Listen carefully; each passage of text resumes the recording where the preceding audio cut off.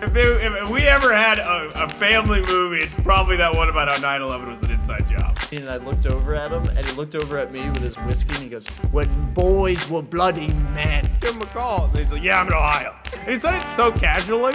He said it like, "Yeah, I'm going to be a little late. I'm just going to need to go to Canada real quick." Fuck you, Dad! All right, welcome to another episode of Fuck You, Dad, everybody. You know what it is. This episode, we have a good friend of mine, a writer for Conan and The Onion. Give it up for Skyler Higler, everybody. Hooray! Hello. Can you hear that? Can you hear that, Skyler? Can you hear everybody giving it up? I can hear the applause. There's one boo, but I always do that. Yeah, that guy's not cool. Yeah, that's fine. So I want to start off the episode with because we got to talk about it at some point because we worked in the same office together. Yep. I still work in that office, so I can't name it because I do want to talk shit about a guy that no longer works there. The boss we both worked under, I'm gonna call him Stan. And the office he worked for, by the way, listeners, is Apple. It's Apple. It is. So they're gonna hear this, but whatever. Go ahead, keep going. The guy was Steve Jobs, so let's shit on him. No, I just our boss Stan was like the craziest guy I think I've ever worked for. And I was wondering if did he ever give you a spiritual pep talk in his office? Yes, definitely. Yeah. I want to hear about this. Yeah, well, it was. What is it like to give a spiritual pep talk at a job where you make like $13? Oh man. See, now that we're talking about it, because Stan is friends with me on Facebook. Yeah, no, me too. I understand what might be happening. The boss friend on Facebook is brutal. So it's not like there's a huge risk, but I also am now aware of like he could hear it, but it was one of these. It was just an unasked for kind of talk about. Well, here's what it was. I said something about like, I don't know, I was tired or something, and I was like something about like, I'm feeling a little whatever, and he goes, well, you just got to take that, and you can just be positive, and there's positivity, everything is positive, all you got to do is positivity, just saying a bunch of shit about positivity, and I said something like, but the human brain, as far as positivity is concerned, is not necessarily like wired for positivity. Typically, we have this thing called the negativity bias. It's based on evolution. Oh my god! Did you really say you hit this man back with a thesis? Oh, you hit him back with a thesis. I think. Well, here's why. We were on the subject of. I don't know. I think the positivity thing came after. We were on the subject. He has like a PowerPoint ready to go.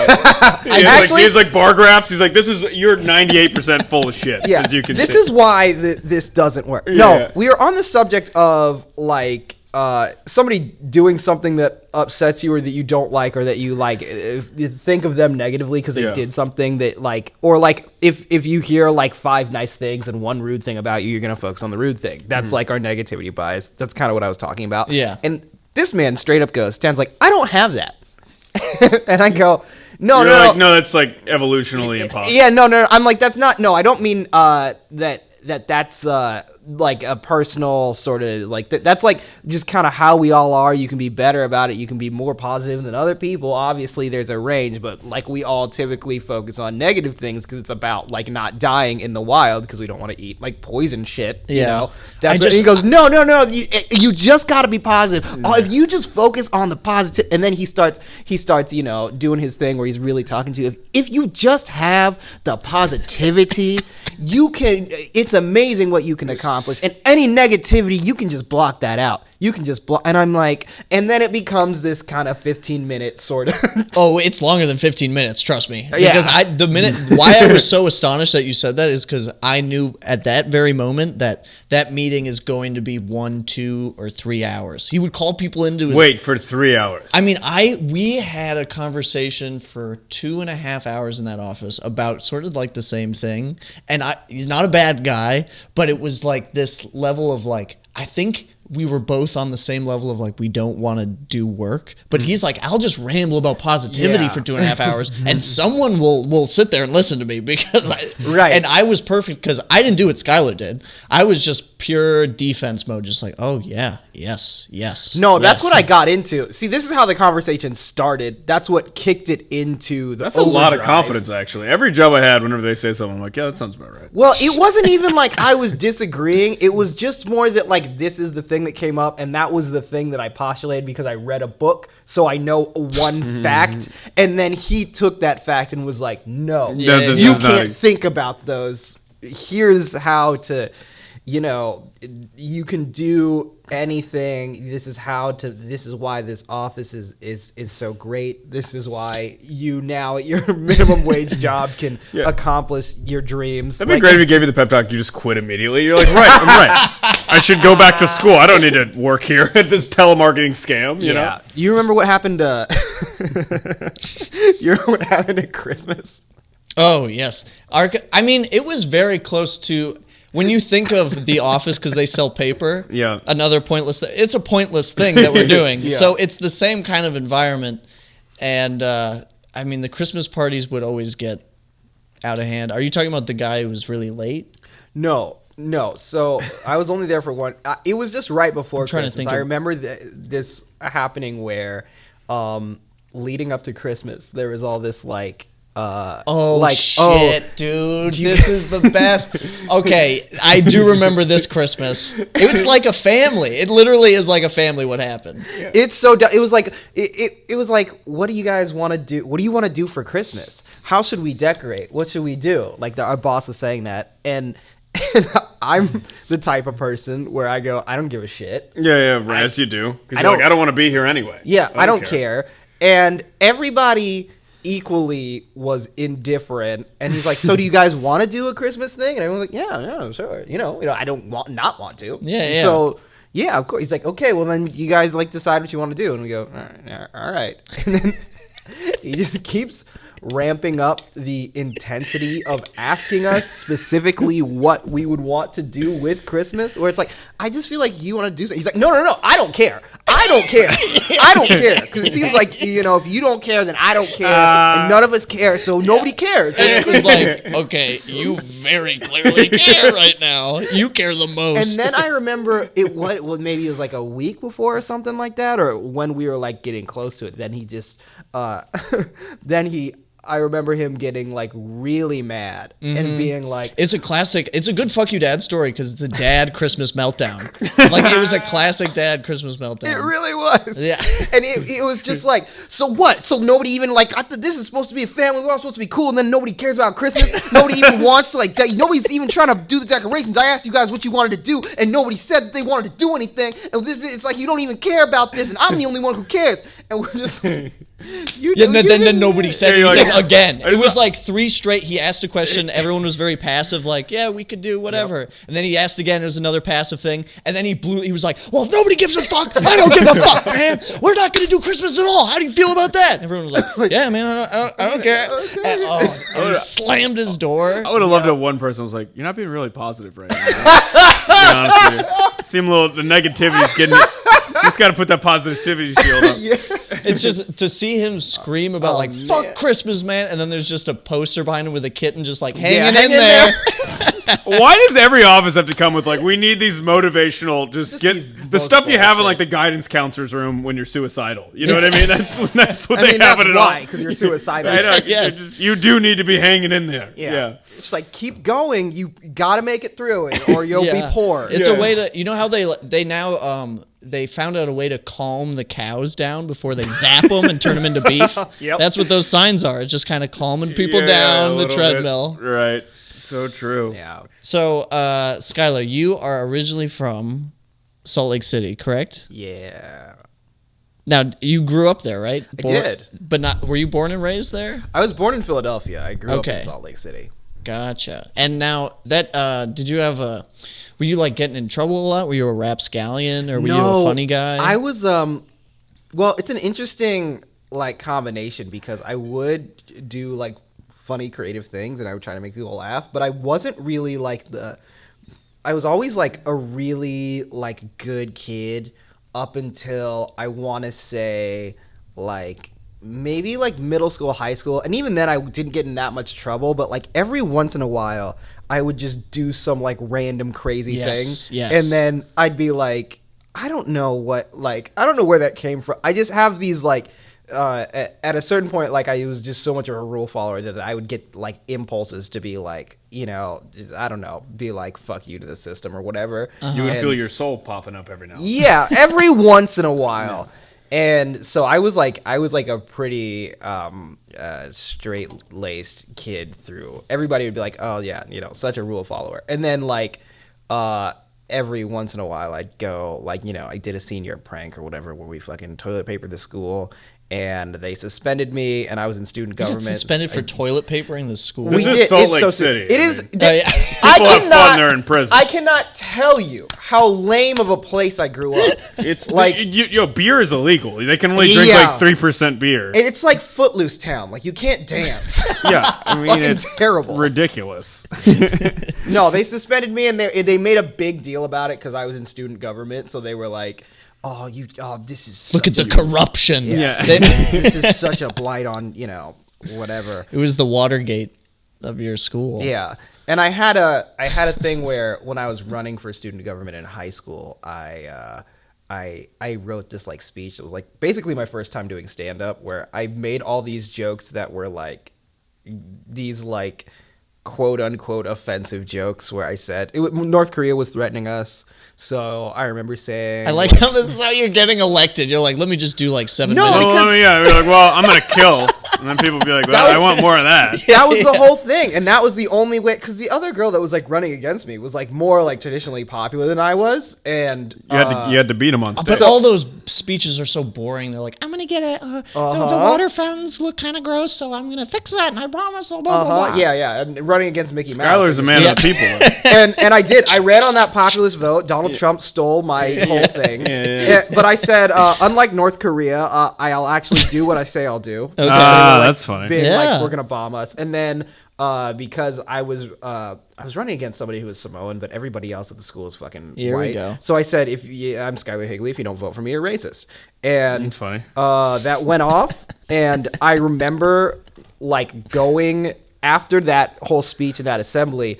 I remember immediately I get pulled out of class and have to go talk to the principal, and they're like, they're like, every single person in the town voted for you, like every single person. Well, they were gonna maybe not let me. They were deciding whether to kick me out of the race just because you were like, funny. Yeah, well, the jokes you're a little bit too talented here. Yeah, they just wouldn't let they didn't like people saying can see those that. kinds of things. They're like, wow, that was offensive, and then I remember my principal saying like, well, what if North Korea does do something? Oh my god! Like, I don't fucking know, dude. Can you imagine recording a dry bar special for these people? That's know. what comedians do. They go to the least fun place on earth. They try to make them laugh and record a comedy special. And honestly, if the North Koreans actually got a bomb all the way here, I'd feel a little bit proud. I'd be like, oh, look at that little guy. Yeah, that'd be someone falling through. That's actually the most American thing in the world. They came up from their bootstraps. It's a dream. Made a bomb, got it all the way here, focused on one thing, made it happen. That's American as fuck. Yeah, absolutely.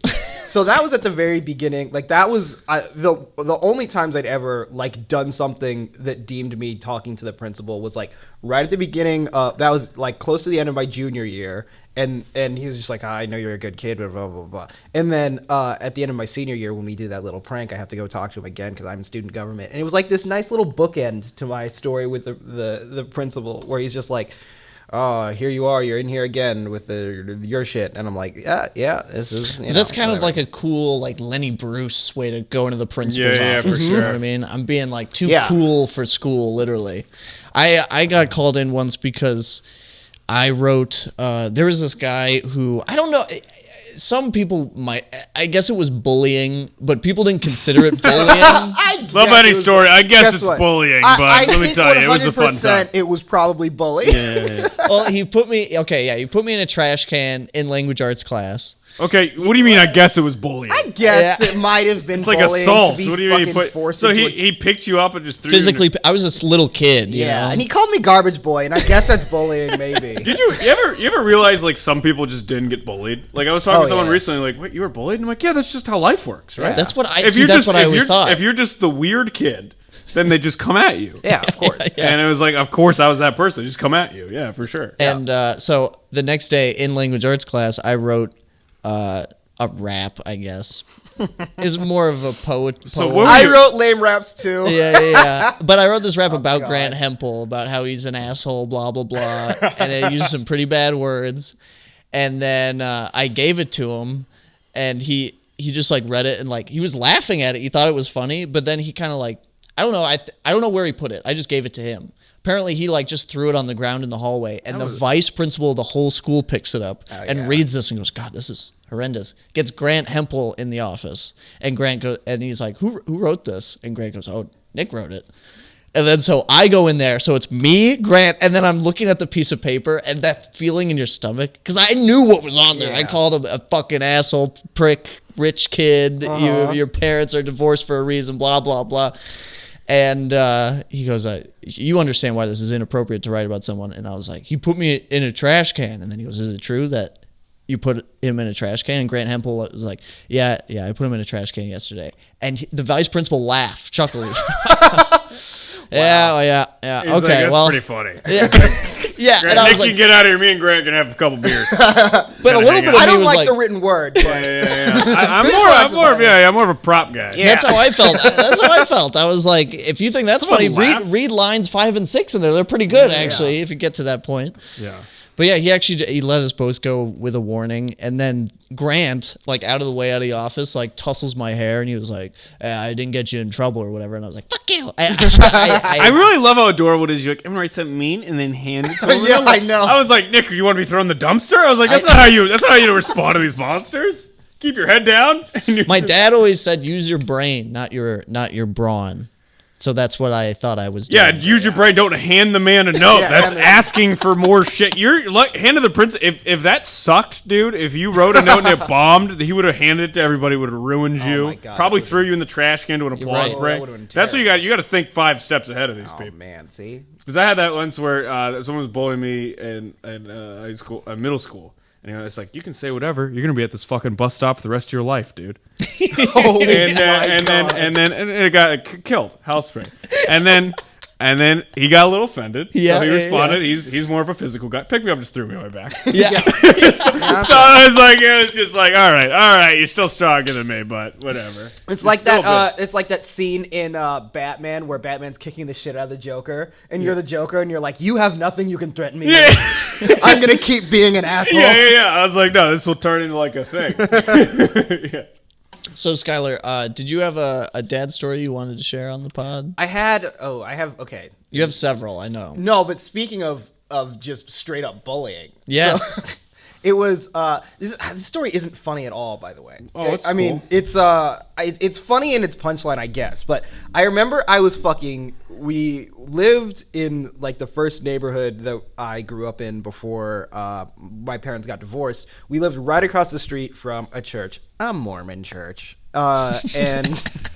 Good disclaimer. It was the one that we went to, weekly, and there's like this, the sidewalk on there where I would be like trying to learn to ride my bike and like get the training wheels off my bike and shit, and I just like fucking could not get it. Like every time, first of all, it was an insanely stressful experience where it's like fucking. My dad at my back just like fucking pushing me to like go, and I'm like going too fast, I like fucking can't balance myself, and then it just every time it was just like me going like a few feet, being pushed and just fucking wiping out, And I have this similar story with the bike training thing, and I was even back then I was like, why does he have to be a part of this? Yeah, like I have the training fucking wheels. exactly. I can do this. Why is he a part of it? Because it's like you're putting on this momentum that like I can't handle. Yeah. I am a small child on this fucking tiny little bike. Why does it need to be like this, like huge? Like I don't understand. And so I remember like in my memory of it. This might not be true. We were trying it for like what felt like weeks in a row. Like I'm sure it was days, but it felt like we had been fucking working on this. And every time I would just like wipe out, and then every time my dad would just fucking get mad. Like I'd start falling, and then instead of being like, "Hey, buddy, it's okay. You can do it," how you're supposed to treat kids. Yeah. My dad would just start getting madder and madder and madder about like, why aren't you doing it? Like, why can't you figure it out? So I remember like him like just this one distinct time of him pushing me. I'm going like fucking. I fall over. I wipe out. I scrape my fucking leg, and I'm like bleeding. And then I start crying. And then my dad's just like, "You fucking your son's fucking." He was talking to my mom. He's like, "Your son's fucking stupid." And I'm like, "Oh my god." He's like, "He's an idiot. I don't know why he can't do this." And just fucking storms off. My mom like picks me up and like fucking like dusts me off. And we go in, and it's like, "Yeah, I'm not gonna try to learn how to ride a bike anymore." And then, so I'm at my friend's house maybe like a couple days later, and he rides his bike without his training wheels. And I'm like so impressed and astounded. I'm like, how do you do that? How do you ride your bike without training wheels? Like, this is insane. Like, I don't even think that's possible. And he's just like, no, you just do it like this. And I swear to God, he did not show me anything. He just like kind of did it again. He's just like this and just does it. And I go, huh, let me try that. And I got on and I fucking did it immediately. Goddamn right. I mean, and I was like, hey, and I knew my parents were like out in the front, and I was just like, hey, let's ride back to my house real quick. And I remember rolling up to my house like off my training wheels, like riding like forward and backwards, like in front of the house with my parents there, being like, "What now, bitch?" Yeah, that's your first like spite action. I did it, and I didn't need you for it. It was probably the fucking pressure. No, exactly, Yeah. because it's not a hard thing to do. But I was just like, "What the?" Anytime somebody's like aggressively like, "You need to do this," do it. Yeah, it's like an 8 Mile moment with the bike. It feels right. Right. Every time I do it, I get yelled at. Like, yeah, this is not going to be a way that helps me to accomplish something. And then I remember doing it and the fact that I did it so immediately, I was like, this is insane. And I remember rolling up being like, yeah, yep, I did it. And then, my dad like just didn't acknowledge it. He was like, all right. He didn't go out. And he's like, I guess I made you bleed for nothing. Yeah. He wasn't like, oh, hey, I was an asshole. There was no apologies. Yeah, I didn't need to push you down that, for that. obviously. No. I feel like that kind of feeling of riding your bike in front of him, I'm trying to still get there with my whole life. You know what I'm saying? Of Absolutely. course. That fuels everything I do. Exactly. Like that kind of, one day I'm going to pull up to the house in a fucking nice ass car that I didn't work for, and I'm like, yeah, what now? I talked about you, and I made enough money to fucking buy this car. Yeah. Yep. Yeah, that was definitely the dad style that I had. That was a type. Angry, yes, not helpful type of dude. And he was your we didn't bring this up, but you're adopted. Oh yeah, this is my adopted dad. So that's like, crazy because that's the one that chose you. Yeah. Oh, This is the good one. More like the more perspective I get onto it, I don't think he was like crazy about adoption. I think it was more of your mom. I think it was more of my mom because she couldn't have kids for whatever medical reason. And so she, like, living in that kind of place, you gotta have a kid. Gotta have kids. Yeah, you gotta have a kid. So they're just like, let's adopt. We'll try to do that. The black ones are cheaper. Let's get a bargain. And, so I think that was definitely part of it. I think he got, emotionally on board kind of enough, but he was also just like a textbook narcissist. So he was just kind of a douche. He was just. Is that like almost stereotypical? I feel like every, not to sound like every movie I watch about adoptions, like the mom's super nice and the dad's like, I just did this basically to please the mom. I don't know. Like, I don't know Stuart the Little numbers. wasn't like I don't. that. No. I was thinking of there was a recent Netflix thing about chess. You know what I'm talking about? Oh, Queen's Gambit. Queen's Gambit I was didn't like watch that. And that's what goes on. What goes on in there? Like a mom adopts him and the dad's basically couldn't care less. I think it's because moms adopt kids because they want to love a child, and dads do it because they want to, they want like a legacy or whatever. Yeah, that's why dads have kids. Yeah, that makes sense. And it seemed like when I remember when my dad had like, oh man, this is a very revealing podcast. When my dad cheated on my mom, There we go. And when they got divorced, and then he had like a new kid, I remember his brother, my uncle at the time, saying like, I was like, ooh, maybe 9 when this happened, 9 or 10.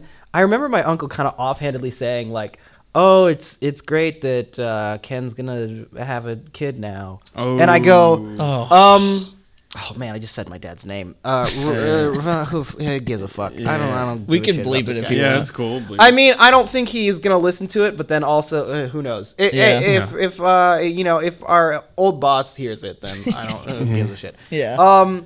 Yeah, and so he just kind of offhandedly said that, and I was just like, I'm his kid. And then he's raised me. Actually. Yeah. And then he goes like, yeah, well, it's it's different. It's just gonna have like a different like connection with the. It's just kind of like backtracking. And How do you take that at like 9? Where he's like, no, but he's better than you. Right? No, I know, and that's. But you should have a void within you forever. Right? Because you're unwanted. No, he's his DNA, and that's gonna be. That's like who a he loves big more. deal. Yeah, you know what I mean. And that's kind of what I said. I was like, are you saying that he's gonna love him more than me? And then he was just kind of like, it's just different. The guy's It's like just a caught. different He's thing. just so just caught. different. You like TV? You like TV anyway. Yeah. There you go. Oh my god. Well, Skyler, do you have anything you want to plug before you head out? I didn't tell the second story, but that's fine. I don't care. Do you want to? Yeah, it's also the same. It's in the same vein. It was Roll. Yeah, just do another it. Red Let's do baby. it. Okay. Do you guys like Red Lobster? I fuck with Red Lobster. Okay, I do not fuck with Red Lobster Oh, that hurts my. or seafood at all. Okay. Go ahead. Oh, look, the cheese. Red Lobster thing is just if you grow up in the middle of nowhere where there's no culture, Red Lobster is the fancy thing. Yeah. Red Lobster is like the birthday. That's where you go. See, people. Yeah. Well, that is in my vision of Red Lobster when I was in college in Fargo. That was the place where we would like get super baked and high, and that was like the one spot. See, that would Oh, be okay, fun. I'm see. talking about like there's people that put on like their church clothes. No, we would get Go high get and laugh serious. at those people. We'd be like, look at these people getting I was married at part Red of Lobster. those. That's like a big Red Lobster's like a big deal. Yeah. But like you go to Red Lobster, it's like it's your birthday. You did something, and now I brought Red Lobster over the pandemic. It's not that good. No. It's like repackaged like fucking. What's that other shit? Lobsters are supposed to be red. It's not special. Yeah, it's It's basis. black and white cow. Yeah, Great. yeah. Such a great. I guess, but what we're saying is positive mental associations with Red Lobster. Yes. Yeah, Okay, yeah. I do not have that. Okay. I remember maybe it wasn't Not the even the first biscuits time. though. Like let's be for The real. biscuits I'll take, but Let's it's be for real. Yeah. the biscuits can find their way out of my childhood trauma. Okay. But I think it might have been the first time I went to Red Lobster. I don't really know. It's the only time I can remember being there, and this might be why I still don't fuck with seafood. I never liked like seafood or whatever. I'm like, let me get this, And they were like, no, like you just have to, how parents make you try food you don't want to fucking try. Yes. They're like, try I think it was the lobster. There was some kind of whatever that fucking yellow. So I remember a yellow. It's That's that's butter. either crab or lobster. It was you put the butter on there. But it didn't taste. I don't think it was, because it was a different consistency. It's It like wasn't- melted butter. Yeah. Okay, well I'm fine with melted butter, so I guess that wasn't the problem. Yeah. But it was just I like the texture or whatever was gross. I don't like the taste lobster of either. seafood. I could Or not shellfish, yeah. I couldn't swallow it, right? And I Yeah. was like, oh, I'm not gonna swallow this. I gotta spit this out. That's how I talked too as a kid. Hey, friend, the family. Not happening. Listen, I can't Not do it. happening. Guys, I can't do this. No. So I like go to spit it out, and then of course the classic in the style that he does, he goes like, no, you don't spit that out. You can't spit that out. You have to. That's some white trash, dude. If you're at Red Lobster and you're like, no, that's precious. You gotta swallow that. That's premium lobster right there, boy. This is the best we can get. This is all we deserve. Yeah. I'm offended on behalf of the lobster. I'm still the. So it's like. We spin that on. So I really like I'm like, okay, well then I guess I'll try, and I keep like trying to like swallow it, but like my body and throat like It's done. won't let me. And so I'm like struggling to swallow it, and I can't spit it out. So then I start being like, I need to throw up, and he's like, don't throw up. And it's of course no. then it becomes this same fucking No. spiral thing How of can like you say don't throw up to somebody? That's not like a thing that. Oh, okay, yeah, gotcha. I can't I'll just swallow stop it. now. Yeah. I can't throw up. Back to eating crab. There's you just now it's this shit. My mouth is starting to become a slush of like Oh, God. disgustingness, and he's like, "You better not throw up. Not in this here, Red Lobster. Not in this house of the Lord, Red Lobster." And so I remember, I don't think they stayed that much longer for like the rest of the meal, but I remember like we drove all the way home with me having like all this fucking gross shit in my mouth. And then we drove all the way home, and then I go upstairs, go to the bathroom, and then like throw up in the toilet with my dad yelling at me like all the way home.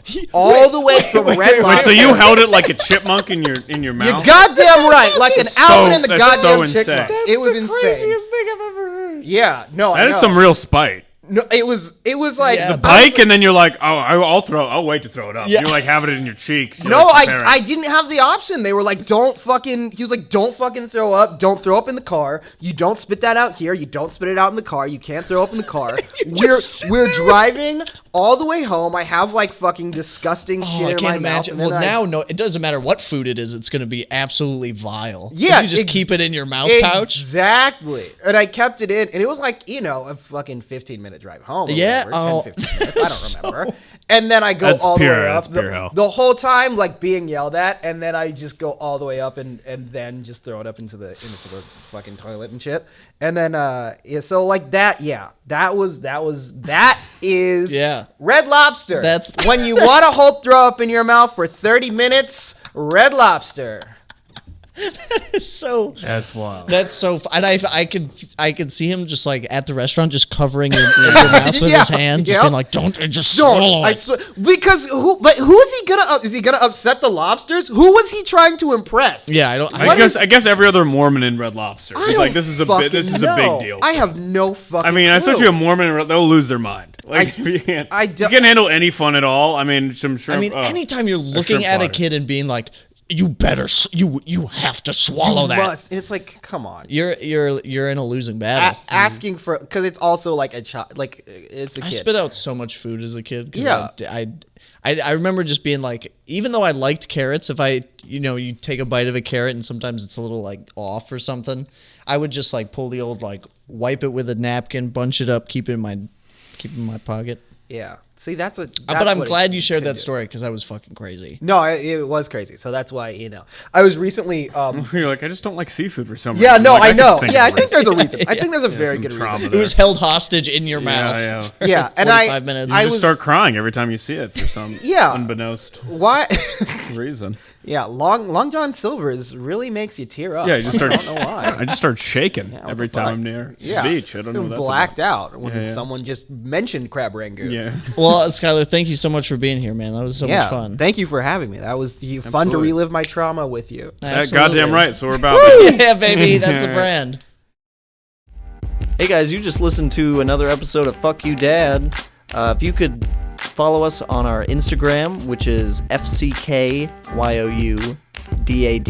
podcast. That's the important one.